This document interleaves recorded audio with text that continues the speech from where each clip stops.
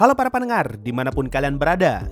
Kembali lagi ke konten detail kecil. Dan kali ini gue bakal menjelaskan beberapa detail yang gue temukan setelah maraton Danmachi season 1 sampai season 3 beberapa kali. So langsung aja, ini dia detailnya. Mari kita mulai dari beberapa detail yang paling jelas. Detail pertama, di season 1 episode 1 muncul mata berwarna ungu di saat Belle melewati restoran. Lalu Sir muncul dan ngasih tahu kalau Belle menjatuhkan batu sihir. Nah, warna mata itu sama seperti warna matanya Freya yang merupakan kode pertama kalau Freya akan tertarik dengan Belle. Detail ini pun connect dengan kalimat Freya di episode 2 yang ngomong kalau anak itu secara tidak sengaja lewat di depanku. Nah, belajar dari pengalaman Eris di konten detail kecil Konosuba, gua rasa tidak semua kalian tahu hubungan Sir dengan Freya. Jadi, kita mending skip aja daripada kalian kena spoiler. Detail kedua, kalau kalian perhatikan di episode 1, Minotaur yang menyerang Belle pada saat itu sebenarnya bukan ingin menyerang Belle, melainkan kabur dari Ice. Makanya monster itu fokus menyerang batu yang ada di belakang Belle. Nah, detail ini dijelaskan di Danmachi Sword Oratoria.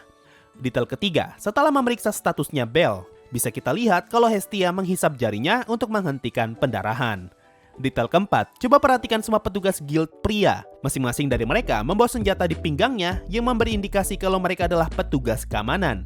Ini menjelaskan kenapa di episode 3, para petugas guild ikut bergerak ketika monster mengamuk. Detail kelima, detail yang satu ini hanya bisa kalian sadari kalau kalian nonton animenya dengan speed yang lambat.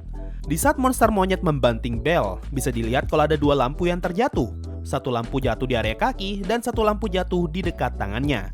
Nah, lampu yang jatuh paling dekat dengan tangannya kemudian dia lempar ke arah monyet dan akhirnya meledak. Detail keenam, gua nggak tahu ya, tapi kayaknya detail yang satu ini kalau di anime nggak dijelasin secara lisan, tapi lebih ke penjelasan secara visual. Alasan kenapa monster monyet langsung mati setelah ditusuk di dada karena Belle menyerang inti sihir monster itu. Kalau di komik dijelaskan, rata-rata kelemahan monster ada di jantungnya. Nah, scene ini bakalan connect ke episode 6, yaitu di saat Belle menggunakan fireball untuk menyerang orc dan inti sihir monster itu terlihat ada di bagian dadanya. Detail ketujuh, Ryu sempat heran ketika tahu kalau Lily adalah Siantrop. Ini karena di saat Lily diserang, tudungnya sempat terbuka dan sekilas terlihat kalau Lily adalah manusia biasa. Tapi ketika dikejar, tiba-tiba muncul telinga di kepalanya Lily dan Ryu pun heran bukannya yang dia kejar tadi adalah manusia. Kok sekarang bisa jadi Siantrop? Detail keenam, ketika kencan dengan Belle di episode 5, Hestia mengubah ikat rambutnya menjadi gelang. 9. Di saat Belle pingsan akibat mind down, kita sempat diperlihatkan scene bayangan yang ingin mendekati Belle. Nah, pertanyaannya, bayangan apa itu? Kalau kita gunakan manga sebagai patokan, di saat Belle pingsan akibat mind down, para monster yang ada di sana menggunakan kesempatan itu untuk menyerang Belle dan Ice pun datang untuk menolong. Jadi, kalau dilihat dari konteksnya, pada saat ini harusnya Belle pingsan dan diserang monster.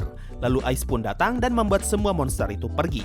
Ini berarti, bayangan hitam yang muncul di sini kemungkinan adalah monster War Shadow dan kemungkinan Ice secara tidak langsung telah mengusir monster yang ingin mendekati Belle. 10. Gue sempat bertanya-tanya, apa gunanya kita diperlihatkan scene Lily membuat penangkal monster kalau ujung-ujungnya item itu nggak kepake? Nah, setelah gue perhatikan baik-baik, ketika jubahnya Lily dirobek, bisa dilihat kalau Lily menyimpan 3 potion dan 2 buah penangkal monster di balik jubahnya. Tapi karena ditarik secara paksa, potion yang ada di jubah itu pun jatuh dan jubahnya dibawa pergi. Nah, karena item penangkal monster masih ada di jubahnya, dan sekarang jubah itu sudah diambil penjahat, makanya kita tidak sempat diperlihatkan scene Lily menggunakan item penangkal monster. 11. Di salah satu scene di episode 6, kita diperlihatkan kalau ada tulisan di balik lampu. Kemungkinan tulisan ini yang jadi alasan kenapa kristal sihir bisa diatur untuk mengeluarkan cahaya. Mungkin tulisan ini juga yang jadi alasan kenapa lampu di episode 2 bisa meledak, karena wadah lampunya rusak, otomatis membuat tulisan sihir di dalam wadah itu pun rusak, sehingga kristal di dalamnya menjadi tidak stabil. 12. Kalau kalian penasaran kapan pelindung lengannya Belle jatuh, kalian bisa lihat scene pelindung itu jatuh di scene ini. 13. Karena Lily menyembunyikan pisau Belle di dalam stocking, makanya pisau itu tidak ikut diambil oleh para penjahat. Lalu kalau kalian perhatikan ketika Lily ditinggal, di sini bisa terlihat ada tonjolan pisau di paha sebelah kanannya Lily. Detail ke-14, dari awal nonton, gue penasaran ini benda apa. Nah, setelah nonton episode 11, kita sempat diperlihatkan scene tasnya Lily yang berantakan. Di sini akhirnya kelihatan kalau ternyata benda ini adalah alat jepit. Jadi, fungsi dari alat ini mungkin adalah untuk mengambil loot drop yang posisinya terlalu jauh atau terlalu tinggi, dan juga berguna untuk mengambil loot drop yang tidak boleh disentuh secara langsung. 15. Di awal episode 11, Hestia menemukan pisaunya Belle di salah satu reruntuhan dungeon. Itu adalah pisau yang sering Belle taruh di pinggang sebelah kirinya. Nah, karena pisau itu hilang, Belle pun mengganti pisau itu dengan meletakkan pisau merah buatan Welf di pinggang kirinya. 16. Di season 2 episode 4, kita diperlihatkan kalung yang Sid berikan ke Belle ternyata memiliki sebuah gambar. Lalu setelah itu muncul scene Freya yang sedang berdiri. Bagi penonton anime, akhirnya ter-reveal kalau gambar itu ternyata adalah logo Freya Familia setelah masuk di season 3 episode 5. Nah, ini satu lagi bukti yang semakin mempertegas kalau Freya dan Sheer memiliki hubungan.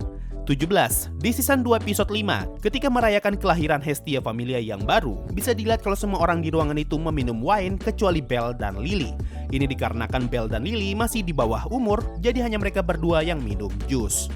18. Di season 2 episode 11, muncul ibu-ibu yang meminta Hestia untuk mengambil kentang yang ada di luar kota. Ini adalah scene callback ke season 1 episode 7, di mana Hestia pernah bekerja di tempat penjual kentang. Jadi, ibu-ibu yang muncul di sini adalah bosnya Hestia ketika dia kerja di tempat penjual kentang. 19. Kalau dilihat dari bentuk senjatanya, sepertinya Welf sangat suka membuat senjata yang mudah untuk digantung. Jadi dengan ini, Welf tidak perlu membawa barang tambahan seperti sarung pedang ataupun kain penutup untuk menggantung senjatanya. 20. Saat pertama kali sampai ke tempatnya Zeno, Belle sempat terkejut ketika melihat si Lizardman menyerang center yang mereka bawa. Ini pertanda kalau monster itu cukup pintar untuk menyerang sumber cahaya terlebih dahulu sebelum menyerang targetnya. Makanya setelah scene ini, kita diperlihatkan Belle yang langsung serius. 21. Kalau kalian perhatikan baik-baik, semua Zeno yang ada menggunakan semacam aksesoris, kain, atau baju. Mungkin ini adalah tanda yang mereka perlukan untuk bisa membedakan mana Zeno dan mana monster biasa. Berdasarkan penjelasan si Lizardman kalau mereka pun ikut diserang monster, sepertinya tanda ini memang dibutuhkan agar mereka bisa tahu mana yang lawan dan mana yang kawan. 22. Ketika pertama kali berkenalan, si Zeno kelinci langsung lompat ke arah Belle. Ini adalah callback ke episode-episode sebelumnya di mana Belle sering dipanggil kelinci. Belle-sama? Belleだな. Jadi wajar aja kalau monster kelinci pun tertarik dengan Belle. 23. Si Lizardman menjelaskan kalau semua perlengkapan yang mereka gunakan diambil dari mayat para petualang. Penjelasan ini akan terhubung dengan season 1 episode 11, di mana kita diperlihatkan Loki Familia yang sedang dalam ekspedisi, dan mereka masuk ke dalam dungeon sambil membawa peralatan makan dan juga minum. Dari sini bisa kita tahu kalau para petualang yang ingin melakukan ekspedisi jangka panjang pasti akan membawa perlengkapan sehari-hari. Nah, hal ini bisa menjelaskan kenapa gelas yang mereka pakai terlihat rusak karena itu adalah barang bekas orang lain dan para Zeno hanya tahu menggunakan alat tersebut tanpa tahu caranya membuat ataupun memperbaiki. 24. Tas yang Hestia pakai di season 3 episode 9 adalah tas yang Lily beli di season 1 episode 12. Nah, kalau kalian ingat, pada saat itu Lily dan Hestia lagi saling sindir masalah uang. Lily menyindir Hestia tentang parfum, dan Hestia menyindir Lily tentang tas jelek yang terpaksa harus dia beli. Dari obrolan ini, bisa kita ambil kesimpulan kalau Hestia dan Lily tidak rela dengan banyaknya uang yang dihabiskan untuk membeli tas jelek ini. Makanya tas itu masih disimpan sampai masuk ke akhir season 3. Nah, hal yang lebih buat gue terkejut adalah jarak antara season 1 dan season 3-nya yang cukup jauh, yaitu sekitar 5 tahun. Tapi, detail sekecil tas lusuh saja mereka masih ingat, padahal bisa saja mereka menggambar tas itu sembarangan. Dan detail terakhir, ini adalah beberapa detail di pertarungan Belle melawan Asterius. Mau di season 1 ataupun season 3, pertarungan mereka berdua benar-benar keren loh. Bahkan bisa gue bilang kalau Asterius adalah salah satu karakter villain paling keren, dalam tanda kutip villain ya. Nah, ketika mereka bertarung, pertarungan mereka dilihat oleh banyak orang dan semua orang yang menonton menjadi saksi kelahiran Belle. Kalau di season 1, pertarungan mereka disaksikan Loki Familia dan menjadi titik awal agar namanya Belle dikenal sebagai petualang. Kalau di season 3, pertarungan mereka disaksikan semua penduduk kota dan menjadi titik awal agar namanya Belle dapat dibersihkan dari segala tuduhan. Selanjutnya, di pertengahan episode 12, Otar melempar salah satu pedangnya ke udara dan pedang itu sampai ke tangannya Belle. Lalu Belle menggunakan pedang itu untuk melawan Asterius. Nah, scene ini sama seperti pertarungan mereka di season 1, di mana Otar memberikan senjatanya kepada Minotaur, lalu senjata itu akan Belle gunakan untuk menyerang Minotaur tersebut. Makanya, Asterius tersenyum ketika Belle menggunakan senjata yang sama. Scene berikutnya yang mirip adalah detik-detik sebelum Belle dan Asterius melakukan serangan terakhir. Di season 1, Belle berhasil mendaratkan beberapa serangan ke tubuh Minotaur sebelum masuk ke bagian klimaks. Scene ini pun sama seperti di season 3, di mana Belle berhasil menyerang tubuhnya Asterius sebelum masuk ke bagian klimaks. Satu lagi, kalau di season 1, si Minotaur berhasil menghancurkan pelindung hijau di tangan kirinya Belle. Sedangkan di season 3, Asterius pun berhasil menghancurkan bola hijau yang ada di lengan kirinya Belle.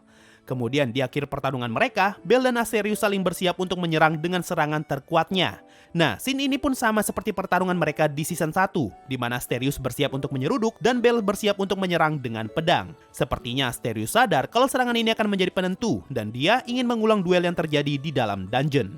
Makanya Asterius melepas kapaknya dan bersiap untuk menyeruduk. Kalau di season 1, Bell berhasil mengakali serangan Asterius lalu memanfaatkan momen itu untuk menyerang perutnya Asterius. Tapi di season 3, Bell gagal melakukan hal yang sama meskipun dia sudah menggunakan skill terkuatnya dan akhirnya dia terhempas ke udara. Nah, beberapa detail tadi ngebuat pertarungan Asterius melawan Bell menjadi sangat berkesan. Karena bukan cuma gambarnya yang bagus, tapi juga detail pengulangan yang dibuat secara konsisten membuat pertarungan mereka jadi lebih dramatis. So, itu tadi semua detail yang berhasil gue temukan setelah maraton Danmachi season 1 sampai season 3 beberapa kali. Sama seperti anime Sumatsu no Valkyrie, Danmachi juga memiliki banyak referensi dewa di dalam ceritanya. Tapi untuk detail tentang referensinya, bakal gue skip dulu dan mungkin akan gue buat di konten terpisah. So, mungkin itu saja untuk video kali ini. Makasih semua yang sudah mendengarkan sampai di titik ini. Sampai jumpa di video berikutnya, dan bye-bye! Yo, waktunya Saweria, ada dari F15 yang nyawer 4 kali. H-A-L-O, halo, halo juga bro. Ada dari Erio, yo bang, maaf dikit tapi lumayan buat jajan abang. Semangat terus dan jaga kesehatan. Gak perlu minta maaf, karena berapapun sawerannya, harusnya gua yang ucapin terima kasih. So, itu tadi dari Saweria, makasih semua yang sudah donasi dan gabung jadi membership. Thanks a lot, and bye-bye.